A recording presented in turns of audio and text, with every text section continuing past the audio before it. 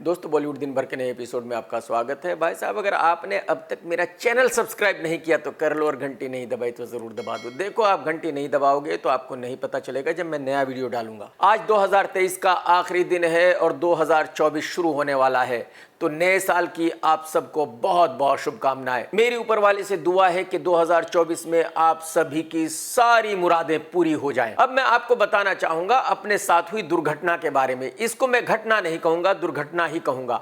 आप में से बहुत सारे लोग शायद ये समझ रहे हैं कि मुझे मुंबई पुलिस ने अरेस्ट कर लिया था और उसके बाद मैं जेल से बाहर आया हूं। एक्चुअली हुआ ये था कि मैं नया साल मनाने दुबई जा रहा था। जब मैं मुंबई एयरपोर्ट पर पहुंचा तो मुझे बताया गया कि भाई मैं तो वांटेड हूं, मुझे मुंबई पुलिस पिछले 6 महीनों से ढूंढ रही है। और कमाल की बात यह है कि पिछले 1 साल से मैं मुंबई में ही हूं।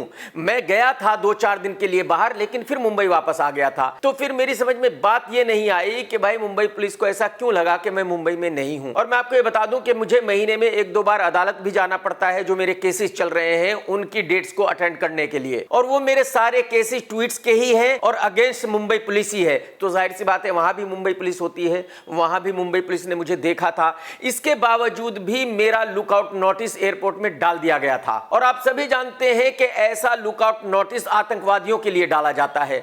मैं आतंकवादी हूं क्या, आप खुद ही समझ सकते हैं। भाई अगर मेरे ऊपर कोई केस है ट्वीट का, तो ये इतना सीरियस केस तो नहीं है कि भाई मेरा लुकआउट नोटिस निकाला जाए। खैर, कहने का मतलब यह है कि मुझे दुबई नहीं जाने दिया गया, मुझे दुबई जाने से रोक दिया गया। और मेरे जितने भी न्यू ईयर के प्लान्स थे वो सब कैंसिल हो गए। तो मुझे अच्छा नहीं लगा। और मेरा टिकट भी रिटर्न टिकट था, नॉन रिफंडेबल टिकट था। तो जो मेरा 2-2.5 लाख रुपए का टिकट था वो भी वेस्ट हो गया। और मैं आपको यहां यह भी बताना चाहूंगा कि जिस केस के अंदर मुझे एयरपोर्ट पर रोका गया, मुझे दुबई नहीं जाने दिया गया, वो केस 2016 का है। मुझे मुंबई पुलिस ने बताया कि 2016 में मैंने कुछ ट्वीट्स किए थे और ये वही केस है, और इस केस की वजह से मुझे बाहर नहीं जाने दिया गया। तो एक तरह से मैं कहूंगा कि मुझे डिस्टर्ब करने की कोशिश की जा रही है। ठीक है, ऊपर वाले को जो मंजूर होगा हो जाएगा। अब शुरू करते हैं आज की खबरें। आज की पहली खबर है आमिर खान की बेटी इरा खान के बारे में। 3 जनवरी को इरा खान की शादी हो रही है और इसके बाद रिसेप्शन दिए जाएंगे जयपुर में, दिल्ली में और मुंबई में। आप सभी जानते हैं कि नुपुर इरा का जिम ट्रेनर हुआ करता था, उसी से इरा को प्यार हो गया था और अब उसी से शादी हो रही है। और अगर आमिर खान 3 शहरों में रिसेप्शन दे रहे हैं तो इससे आप अंदाजा लगा सकते हैं कि शादी बहुत बड़े स्केल पर की जा रही है। आमिर खान साहब अपनी बेटी को बहुत ही धूमधाम के साथ विदा करना चाहते हैं। आमिर खान और उनकी बेटी को मेरी तरफ से बहुत बहुत शुभकामनाएं। दोस्तों, आज की दूसरी खबर है करीना कपूर के बारे में। सैफ अली खान और उनकी अम्मी करण जौहर के शो पर गए थे और उसी दौरान करीना कपूर से पूछा गया कि सैफ उनके लिए क्या है, वो सैफ से कितना प्यार करती हैं। वैसे तो ये एक बिल्कुल नॉर्मल बात है कि करीना कपूर सैफ की बीवी है, तो जाहिर सी बात है सैफ को प्यार करती है, इसीलिए वो उनकी बीवी है। लेकिन करीना कपूर ने जिस तरह से जवाब दिया उससे ऐसा लगता है कि करीना सैफ से बहुत प्यार करती है। करीना ने कहा कि सैफ उनकी दुनिया है, उनका यूनिवर्स है, उनका सब कुछ है। और यही सब कहते कहते करीना इमोशनल हो गई, उनके आंसू निकल आए। हमारी दुआ है कि सैफ और करीना हमेशा इसी तरह खुश रहें। दोस्तों, आज की तीसरी खबर बॉलीवुड से नहीं है बल्कि क्रिकेट वर्ल्ड से है। आप सभी जानते हैं शिखर धवन को, जिन्होंने एक ऑस्ट्रेलिया की लड़की से शादी की थी। इन दोनों का एक बेटा है और अब ये दोनों अलग हो चुके हैं। शिखर धवन ने अपने बेटे के जन्मदिन पर सोशल मीडिया पर कहा कि उन्होंने अपने बेटे को 1 साल से नहीं देखा है, वो अपने बेटे को बहुत ज्यादा मिस कर रहे हैं। और ये वाकई किसी भी फादर के लिए बहुत ही दुख भरी सिचुएशन है। कोई भी फादर अपने बेटे को 1 साल तक ना देखे तो जाहिर सी बात है वो बेचारा इमोशनल हो जाएगा, उसको बहुत दुख होगा। और मैं समझता हूं कि शिखर धवन बहुत हिम्मत वाला है कि वो 1 साल से अपने बेटे को बिना देखे जी रहा है। आप यकीन करें, मैं डेली शाम को अपने बेटे से बात करता हूं, एक दिन ऐसा नहीं जाता जिस दिन मैं उसको ना देखूं। और शिखर धवन की इस पोस्ट पर अक्षय कुमार ने भी रिप्लाई किया और अक्षय ने भी यही कहा कि ये बहुत ही दुख भरी सिचुएशन है किसी भी फादर के लिए कि उसने अपने बेटे को 1 साल से नहीं देखा। तो हमारी दुआ है कि शिखर जल्दी ही अपने बेटे को देखे। दोस्तों, आज की चौथी खबर यह है कि नया साल आ रहा है और इस नए साल को कौन कहां रहकर मना रहा है। 40% बॉलीवुड दुबई में है, 40% बॉलीवुड यूरोप में है, लंदन अमेरिका में है और बाकी के 20% बॉलीवुड वाले गोवा में है। जहां सन्नी देओल की फैमिली न्यू ईयर मनाने लंदन गई है, वहीं सन्नी देओल साहब हिमाचल गए हैं। हिमाचल उनकी फेवरेट जगह है और यही वजह है कि सन्नी देओल देओल साहब नया साल हिमाचल में ही मनाना चाहते हैं। दोस्तों आज की फिफ्थ खबर है मनोज वाजपेयी की बेटी के बारे में। हालांकि उनकी बेटी बॉलीवुड में नहीं है तो जाहिर सी बात है उनके बारे में मेरा बात करने का कोई हक नहीं बनता, लेकिन ये ऐसी न्यूज है जिसको उन्होंने खुद ही क्रिएट किया है। आप सभी जानते हैं कि फिल्म द आर्चीज रिलीज हुई है और उसमें बॉलीवुड के बहुत बच्चे हैं और यही वजह है कि बॉलीवुड के बाकी बच्चों ने उस फिल्म को देखा है। मनोज की बेटी ने कहा है कि उसने भी उस फिल्म को देखा है लेकिन वो आधा घंटा भी उस फिल्म को झेल नहीं पाई। मैं यहां ये बिल्कुल नहीं कहना चाहूंगा कि वो सच बोल रही है या झूठ बोल रही है। हो सकता है उनको फिल्म अच्छी ना लगी हो सकता है उन्होंने आधे घंटे के बाद उस फिल्म को देखना बंद कर दिया हो। लेकिन बेटा मैं आपसे सिर्फ इतना पूछना चाहता हूं कि अगर आप द आर्चीज को आधा घंटा नहीं झेल पाई तो आप अपने बाप की फिल्मों को 2 घंटे कैसे झेल लेती हो? बस मुझे सिर्फ इतना ही जानना है, क्योंकि आपके फादर की जो फिल्में होती है वो ऐसी होती है कि उनको 2 मिनट भी कोई झेल नहीं पाता। तो मुझे ऐसा लगता है बेटा कि शायद आप अपने फादर की फिल्मों को देखती ही नहीं होगी, है ना? करेक्ट बोल रहा हूं ना मैं बेटा?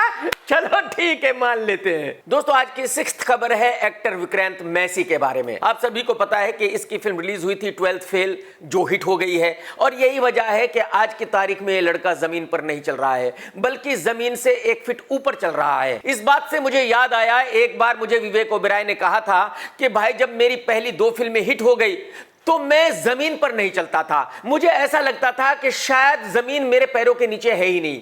मुझे ऐसा लगता था जैसे मैं हवा में उड़ रहा हूं। तो ठीक वैसा ही विक्रांत मैसी के साथ हो रहा है। विक्रांत ने मीडिया से कहा है कि जितने भी हमारे एक्टर्स हैं उनको सोच समझकर फिल्में करनी चाहिए, उनको अच्छी फिल्में करनी चाहिए। वो फ्लॉप पे फ्लॉप क्यों देते हैं, वाहियात फिल्में क्यों करते हैं? अरे विक्रांत भाई माफ कर दो गुरुजी, माफ कर दो भाई साहब। आपने अब तक कितनी फ्लॉप दी है आपको याद भी है या नहीं है? भाई साहब अब तक आप तकरीबन 15 सुपर डुपर डिजास्टर वाहियात फिल्में दे चुके हो और बाय चांस ये फिल्म आपकी हिट हो गई है तो जमीन पर रहिए, उड़ने की कोशिश मत कीजिए। इसके आगे भी वही होगा जो आप पहले से करते आ रहे हो। आप स्टार नहीं बने हो, यह आपको गलतफहमी हो गई है भाई साहब। दोस्तों आज की 7th खबर है रात में चश्मा लगाकर घूमने वाले विधु विनोद चोपड़ा साहब के बारे में। आज की तारीख में विधु जी बहुत खुश है, बहुत खुश है भाई साहब। वो पार्टी पे पार्टी कर रहे हैं, मतलब इतने खुश हैं शायद पिछले 15-20 साल में भी वो इतने खुश कभी नहीं होंगे। अब आप कहेंगे कि भाई उसकी वजह क्या है? उसकी वजह यह है कि उन्होंने एक छोटी सी फिल्म बनाई थी 12th फेल, वो हिट हो गई और उनके दुश्मन राजकुमार हिरानी की फिल्म डंकी फ्लॉप हो गई। तो बस यही वजह है कि आज की तारीख में विधु भाई बहुत खुश है। एक्चुअली वो अपनी फिल्म के लिए इतने खुश नहीं है जितने खुश इस बात के लिए है कि उनके दुश्मन की फिल्म फ्लॉप हो गई है। मुझे पता नहीं आप लोगों में से कितने लोग जानते हैं कि राजकुमार हिरानी साहब की पहली फिल्म विधु विनोद चोपड़ा ने ही प्रोड्यूस की थी, यानी कि एक तरह से राजकुमार हिरानी को डायरेक्टर बनाया था विधु ने और इसके बाद इन दोनों में खटपट हो गई, ये दोनों एक दूसरे के दुश्मन हो गए और यही वजह है कि फिल्म डंकी के प्रोड्यूसर विधु विनोद चोपड़ा नहीं बल्कि शाहरुख खान साहब हैं। दोस्तों आज की 8वीं खबर है हिना खान के बारे में। हिना खान ने एक पोस्ट डाला और उसमें बताया कि उनको 103-104 बुखार है और वो कहीं हॉस्पिटल में पड़ी हुई है। ऊपर वाला करे कि वो जल्दी ठीक होकर अपने घर आ जाए, लेकिन मेरी समझ में ये नहीं आया कि वो ये किसको बताना चाहती थी कि वो कहां है। भाई पब्लिक को इससे क्या लेना देना है कि वो कहां है और कहां नहीं है। लेकिन आप सभी जानते हैं कि जो एक्टर्स हैं उनको गलतफहमी रहती ही है। वो हमेशा ऐसा मानते हैं कि वो बहुत बड़े सुपरस्टार हैं और उनके लाखों करोड़ों फैंस हैं। लेकिन मैं हिना को यह बताना चाहता हूं कि अगर आपको ऐसी कोई भी गलतफहमी है तो बिल्कुल गलत है, उसमें कतई कोई सच्चाई नहीं है, आप मान लो मेरी बात। आज की 9th खबर है राजकुमार राव की आने वाली फिल्म गन और गुलाब पार्ट 2 के बारे में। गन ऑफ गुलाब कुछ महीनों पहले रिलीज हुई थी और सुपर डुपर डिजास्टर हो गई थी। अब गन ऑफ गुलाब पार्ट 2 आ रही है, यानी कि राजकुमार भाई ने पहले ही 2 पार्ट में इस फिल्म को बनवा दिया था, यानी कि कम से कम 20-25 करोड़ रुपए पहले ही अंदर कर लिए थे। तो अब आप अंदाजा लगा सकते हैं कि नेटफ्लिक्स किस तरह से अपने पैसे यहां लुटा रहा है। आप मुझे बताइए, जब गन ऑफ गुलाब को किसी ने नहीं देखा तो भाई गन ऑफ गुलाब पार्ट 2 को कोई क्यों देखेगा? मतलब कहने का यह है कि जो नेटफ्लिक्स के इस पर तकरीबन 100 करोड़ रुपए लगे हैं वो गटर में चले गए हैं। आज की 10th खबर है डायरेक्टर डायरेक्टर करण जौहर साहब के बारे में। करण जौहर ने कहा है कि मुझे ये बात बताते हुए बिल्कुल शर्म नहीं है कि मैं कुछ समय पहले डिप्रेशन में चला गया था, लेकिन अब मैं बिल्कुल ठीक हूं, अब मुझे कोई प्रॉब्लम नहीं है। सर, हम तो ऊपर वाले से यही दुआ करेंगे कि आप हमेशा खुश रहें, आबाद रहें, ठीक रहें और फिल्में बनाते रहें। दोस्तों, आज की 11th खबर है फिल्म डंकी के बारे में। जब इस फिल्म का टीजर रिलीज हुआ था, ट्रेलर रिलीज हुआ था, तो मैंने ये कहा था कि ये फिल्म कम से कम 500 करोड़ रुपए का बॉक्स ऑफिस करेगी। उसकी वजह यह थी कि राजकुमार हिरानी बहुत बड़े डायरेक्टर हैं, शाहरुख खान साहब नंबर 1 सुपरस्टार हैं, तो अगर राजकुमार हिरानी और शाहरुख खान साहब साथ में आ रहे हैं तो जाहिर सी बात है सबको यही उम्मीद होगी कि ये फिल्म कम से कम 500 करोड़ रुपए का बॉक्स ऑफिस तो करेगी ही करेगी। लेकिन उसी वक्त मुझे बहुत सारे लोगों ने यह कहा था कि भाई साहब, एक बात भूल रहे हैं आप कि इस फिल्म में पेप्सी पन्नू है और कल्लू भाई है, और दोनों इतने बड़े पनौती हैं कि ये दोनों फिल्म को फ्लॉप कर सकते हैं। लेकिन मुझे ऐसा लगा था कि इन दोनों की पनौती शाहरुख खान और राजकुमार हिरानी के गुड लक के सामने फीकी पड़ जाएगी। बट भाई साहब, ऐसा हुआ नहीं, मैं गलत हो गया। वाकई ही ये दोनों इतने बड़े पनौती है कि ये किसी भी बड़ी से बड़ी फिल्म को बर्बाद कर सकते हैं। तो मैं बड़े बड़े निर्माताओं और डायरेक्टरों से यही कहना चाहूंगा कि भाई साहब, अगर आपको एक हिट फिल्म बनानी है तो आप इन दोनों से दूर रहिए, कम से कम 5-6 किलोमीटर दूर रहिए भाई साहब। दोस्तों, आज की 12th खबर यह है कि 2023 में कितनी फिल्में हिट हुई और कितनी फिल्में फ्लॉप हुई। देखिए, इस साल में तकरीबन 150 फिल्में रिलीज हुई हैं, जिनमें से 6 फिल्में हिट रही है। पठान, जवान, गदर 2, एनिमल, 12th फेल और controversial film the Kerala story. बाकी सभी फिल्में फ्लॉप रही हैं। आप में से बहुत लोग ऐसा समझते हैं कि भाई शायद फिल्म हिट और फ्लॉप इस बात पर होती है कि कितने पैसे लगे हैं, कितने पैसे कमाए हैं। ये हमेशा नहीं होता। एक्चुअली ये चीज अप्लाई होती है सिर्फ छोटी फिल्मों के लिए, जैसे कि जॉन अब्राहम की फिल्म, विक्की कौशल की फिल्म, वरुण धवन की फिल्म। बड़े स्टार्स की फिल्मों का पैमाना बिल्कुल अलग होता है। जैसे कि डंकी तकरीबन 250 करोड़ रुपए का बिजनेस करेगी लेकिन फ्लॉप मानी जाएगी। उसकी वजह है कि शाहरुख खान बॉलीवुड का सबसे बड़ा सुपरस्टार है। जो उनका स्टारडम है वो इतना बड़ा है कि 250 करोड़ रुपए का बिजनेस काफी नहीं है। उनकी फिल्म को कम से कम 400 करोड़ रुपए का बिजनेस करना ही पड़ेगा हिट होने के लिए, हिट माने जाने के लिए। हालांकि शाहरुख खान किसी भी फिल्म में पैसे नहीं गवाते, शाहरुख खान को हर फिल्म में प्रॉफिट ही होता है। उसके उलट अगर वरुण धवन की कोई फिल्म 100 करोड़ रुपए से ज्यादा का बिजनेस कर ले तो उस फिल्म को सुपर डुपर ब्लॉकबस्टर माना जाएगा। और यही वजह है कि फिल्म 12th फेल ने सिर्फ 50 करोड़ का बिजनेस किया है, लेकिन यह फिल्म हिट फिल्म है क्योंकि जो इसका हीरो है विक्रांत मैसी, उसका स्टारडम 0 है, उसकी कोई वैल्यू नहीं है। तो कहने का मतलब यह है कि 2023 में बॉलीवुड का रिजल्ट रहा है तकरीबन 3%, और 3% सक्सेस होने के बावजूद भी बॉलीवुड वाले अपने आप को जीनियस मानते हैं। खैर, उनकी मर्जी है भाई, वो कुछ भी मान सकते हैं, बात खत्म। आज की 13th खबर है सलार के फेक कलेक्शंस के बारे में। इस फिल्म के निर्माता बता रहे हैं कि इस फिल्म ने पहले हफ्ते में तकरीबन 700 करोड़ रुपए का ग्रोस बिजनेस किया है वर्ल्ड वाइड। इंडिया का बिजनेस नहीं बल्कि वर्ल्ड वाइड। मैं इस फिल्म के निर्माताओं से सिर्फ इतना जानना चाहता हूं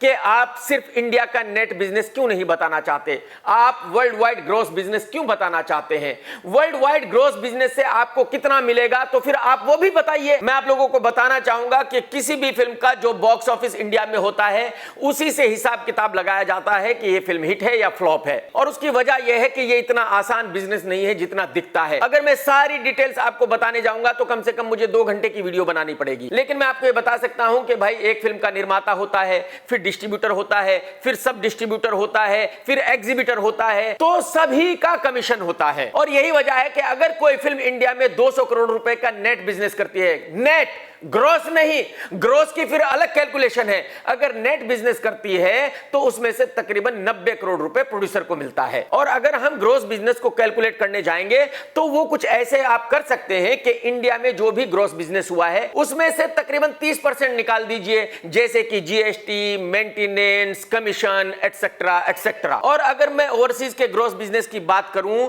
तो वो कुछ ऐसा है कि हर कंट्री में अलग तरह का बिजनेस मॉड्यूल है। लेकिन अगर मैं आपको मोटे मोटे अल्फाजों में बताऊं तो अगर एक फिल्म 100 करोड़ रुपए का ग्रोस बिजनेस करती है ओवरसीज में तो तकरीबन 30 करोड़ रुपए इंडिया में प्रोड्यूसर को मिलते हैं। तो इसका मतलब यह हुआ कि अगर कोई फिल्म ओवरसीज में ग्रोस बिजनेस 500 करोड़ रुपए का करती है तब जाकर प्रोड्यूसर को तकरीबन 150 करोड़ रुपए मिलते हैं। तो मेरी समझ में यह नहीं आता कि वर्ल्ड वाइड ग्रोस बिजनेस देने का क्या मतलब है।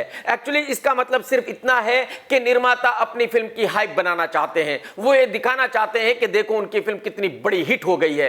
हकीकत यह है कि सलार बहुत बड़ी डिजास्टर फिल्म है। फिल्म सलार बहुत सारी भाषाओं में रिलीज हुई है और कन्नड़ा में इसने सिर्फ 17 करोड़ रुपीस का बिजनेस किया है। कितना? 17 करोड़। जबकि KGF 2 ने 100 करोड़ से ज्यादा का बिजनेस किया था। अब आप अंदाजा लगा सकते हैं कि सलार कितनी बड़ी फ्लॉप है। और आपको यह भी याद रखना होगा कि KGF 2 ने हिंदी में 500 करोड़ रुपए से ज्यादा का बिजनेस किया था, जबकि सलार मैक्सिमम 125-130 करोड़ रुपए का हिंदी में बिजनेस करेगी। आज की 14th खबर है 2024 में रिलीज होने वाली बड़ी फिल्मों के बारे में। अब यह बिल्कुल 100% कंफर्म हो गया है कि 2024 में बड़े स्टार्स की कोई फिल्म रिलीज नहीं होने वाली। रणबीर कपूर की कोई फिल्म नहीं है, आमिर खान की कोई फिल्म नहीं है, SRK की कोई फिल्म नहीं है, ऋतिक रोशन की फाइटर जनवरी में रिलीज हो रही है और इसके बाद साल में कोई दूसरी फिल्म रिलीज नहीं हो रही है। 2024 में सलमान की भी कोई फिल्म रिलीज नहीं हो रही है। इसका मतलब यह है कि जो एग्जीबिटर्स हैं उनके लिए 2024 अच्छा साल नहीं है, क्योंकि एग्जीबिटर्स का बिजनेस तो इसी पर डिपेंड करता है कि कितनी ज्यादा से ज्यादा बड़ी फिल्में रिलीज होंगी। तो जब बड़ी फिल्में रिलीज ही नहीं होंगी तो जाहिर सी बात है पब्लिक थिएटर्स में नहीं आएगी, उनका बिजनेस नहीं होगा, तो उनके लिए थिएटर्स चलाना बहुत ही मुश्किल होगा 2024 में। आज की 15th खबर है KGF 2 के डायरेक्टर नील के बारे में। नील ने कंफर्म किया है कि अभी वो एक फिल्म बना रहे हैं जूनियर NTR के साथ, जो जूनियर NTR की 31st फिल्म होगी। जब वो फिल्म रिलीज हो जाएगी उसके बाद वो KGF 3 बनाएंगे। इसका मतलब ये हुआ कि शायद वो KGF 3 को 2025 में शुरू कर पाएंगे। आज की 16th खबर है प्रोड्यूसर साजिद नडियाडवाला के बारे में। आप सभी को पता है कि साजिद ये ऑलरेडी कह चुका है कि वो 2024 में 4 बड़ी फिल्मों का ऐलान करेगा। एक फिल्म होगी सुनील शेट्टी के बेटे अरहान के साथ और दूसरी होगी हाउसफुल 5। हाउसफुल 5 में बॉबी देओल को ले लिया गया है, यानी कि अब इस फिल्म की स्टार कास्ट कुछ ऐसी है कि अनिल कपूर, नाना पाटेकर, अक्षय कुमार, बॉबी देओल, रितेश देशमुख और पूजा हेगड़े। और मेरे ख्याल में क्योंकि इतने हीरो हैं तो 1-2 हीरोइंस और भी जरूर होंगी। इसका मतलब यह हुआ कि अक्षय कुमार की फिल्म वेलकम 3 की तरह हाउसफुल 5 की भी बहुत बड़ी स्टार कास्ट है, यानी कि इस फिल्म के चलने के भी 100% चांसेस हैं। दोस्तों अगर आपने ये वीडियो देखा है तो लाइक करना बिल्कुल मत भूलना और कमेंट्स करके जरूर बताना कि आपको वीडियो कैसा लगा। टेक केयर दोस्तों, tata bye bye, love you, जय हिंद, वंदे मातरम।